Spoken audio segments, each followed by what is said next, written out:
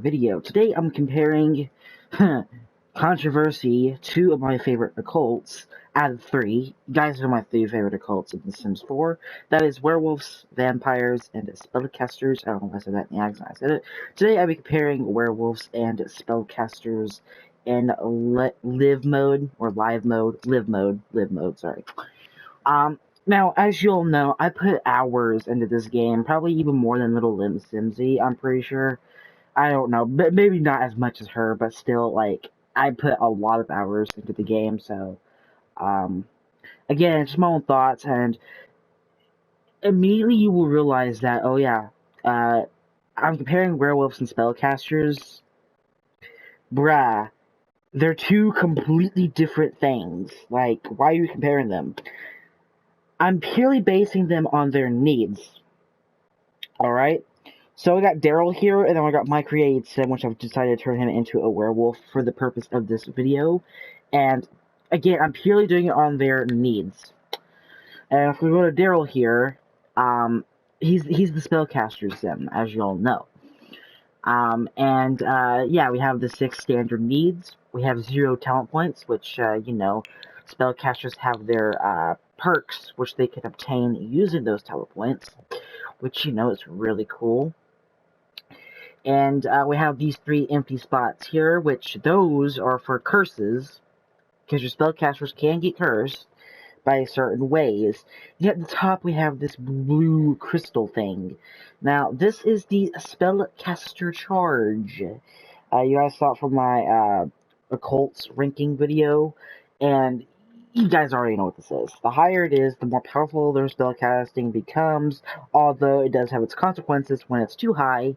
It can curse your sims, it can kill your sims, and it's personally not a good time. It's just not a good time. And if I go to my sim, which really ain't my sim, I just decided to create him for no apparent reason, you can see the similarities between the needs when it comes to needs exclusive between werewolves and spellcasters. But other than that, there are no similarities at all. There are two different things. But when it comes to needs, they're really similar. I mean, like, come on. Literally, you almost cannot compare this. Like, it's the same height. Like, you literally cannot compare this. I mean, actually, you can't compare it. Why did I say the exact opposite? That makes no sense. I'm gonna go ahead and do that real quick, because, like, bruh. But what I was saying about they're really similar when it comes to needs is that werewolves have the 6 standard needs: bladder, hunger, energy, hygiene, social, and energy, or fun. Sorry. The 6 standard needs, just like spellcasters. And just like spellcasters, we have this crystal on the top. It ain't blue, this time it's black. No racist stuff either. So I'm not racist, okay? Just take that out of context. Pretend it does not exist, okay? Again, it's kind of like the spellcaster charge, but not exactly. This is called Fury. This is for werewolves, of course. And you guys can already guess what this is, okay? Like, bruh, it's quite self-explanatory. And thanks to the little description here, it's not that confusing, unlike spellcasters. And that's what I like about werewolves, is they just put this here if you hover over the Fury, is because they just give it information on what it is and what happens when it increases. And as you can see, it gives a full detailed description. Fury envelops werewolves like a beautiful flaming blanket. As Fury grows, their animalistic instincts begin to manifest and will eventually take over, provided they don't have good Fury control, of course. Which Fury control is determined on their temperaments, their reward traits, etc., etc., exclusively to the werewolf pack, of course. But, yeah. I'm going to continue reading here. Fury gain is constant. So that's another thing between spellcasters and werewolves, is that werewolves don't need to do werewolfy things for their fury to increase. Fury goes up over time and naturally increases faster depending on certain conditions. For example, if it's a full moon, your fury is going to go up like there's no tomorrow. It goes up. It just goes up, up, up. and there ain't no stopping it. Another thing too is if you actually hover over it again, guys, it shows all the ways it goes up faster. And it's hastened by temperaments, which are these, which is also really similar to a spellcaster's curses.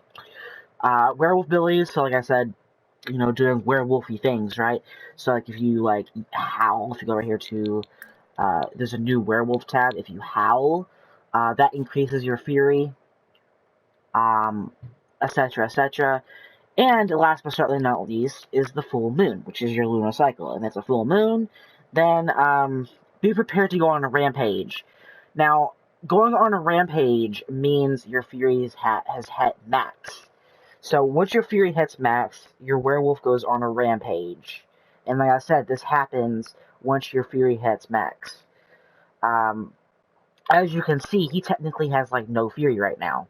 That's because I used the cheat sheet on him. I also used it on Daryl because they both had really low needs at the start of this video, or before I started this video. Now, as much as I like both of them, what brings spellcasters down from werewolves, in my opinion, is that they don't have a second form. Werewolves do. And yeah, you've guessed it, that is their werewolf beastly form that can be attained by, going on a rampage and successfully not scaring any sims. And then you get your, similar to spellcasters, you get your werewolf abilities and your dormant abilities. And the specific one I'm talking about is Transformation Mastery. Again, requiring you not to scare any sims during a Fury-induced rampage. Which, like I said, happens if your Fury hits max. Which at the start of your werewolf Let's Plays, of course, you're going to want to do that, so that way you can quickly obtain that. And unlike a werewolf's fury, your spellcaster charge doesn't go up over time. Instead, it increases when you do magical things. For example, experimenting on a cauldron, practicing magic, casting spells, etc., etc., brewing a potion, doing a duel, any of those options, magical things will increase your spellcaster charge. But what brings spellcasters up over werewolves, though, is that spellcasters have a unique death that can only happen to them, and that's by spellcaster overload. Werewolves don't have a special death, but, like I said, werewolves are kind of saved by the fact that they do have a special graven urn, a bassinet, which I really do like. Actually, I don't think they do have a bassinet. Do they? Guys, I'm confused. They might have a bassinet, I forgot. I think they do, actually. I think they do. And spellcasters also have the same. But werewolves are just saved because they have a special graven urn as well. Similar to spellcasters. But they don't have a special death. That's kind of like the only thing that's kind of drawn them back, is that werewolves don't have a special death. But they really don't need one because, it's okay. Because, they have, their second form, their temperaments, and everything that you would expect from a cult sim, right? You have your ranking bar. They're just way better than, these first two occults that ever come to the game. Oh, no. That would be aliens and mermaids. Sorry. Vampires were actually one of the older occults to come to the game, but vampires are actually one of my other favorite occults, and that is the occult that is not featured in today's video. But vampires is the other occult that I personally enjoy still playing, even to this day. But since we have spellcasters and werewolves now, I was focusing on that comparison video today, and I love both of them. I really do, and I personally never get bored with them. I just don't get bored with them. There's times where I like my werewolves going on a rampage, and there's times where I don't like them going on a rampage. And there are ways to prevent your werewolf from going on a rampage, and prevent them from going on rampages entirely, permanently, which I really do like. Yes, permanently. And there's times where, yeah, I want my werewolf to go on a rampage constantly. But yeah, there's just so much you can do with werewolves and spellcasters.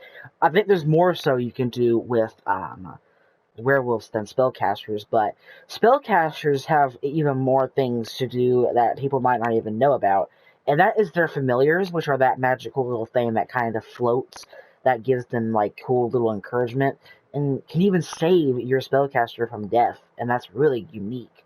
And that's just really cool. Like, guys, I just never get bored with these two occults. I just never get bored with them. They're so fun to play with, and like, bro, like, I just love them. But I hope you guys enjoyed this video, and until next time, peace out. If you want any more comparison videos, I'll gladly do it, and until next time, peace out.